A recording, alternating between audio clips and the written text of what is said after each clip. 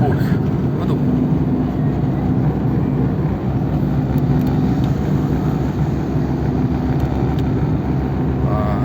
Ni lah lorong mengalir ke KL lah. Ada kira 3 hari lagi nak depart Bali lah ni. Cari terpaksa lah. Rekod. Oh, baik lah.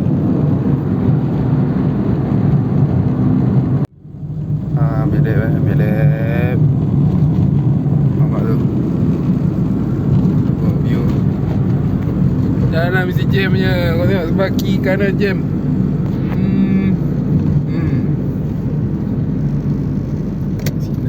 Sinar dulu.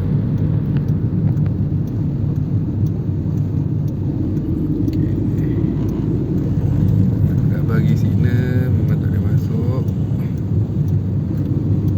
Pop, mati ke sinar. Ada perubahan. Ni lah KL. Nampak bertengket. Aku nak pergi kerja hari ni 18 Oktober. Sejak ya tengah bulan. Semua dalam keadaan baik. Aku kena OT.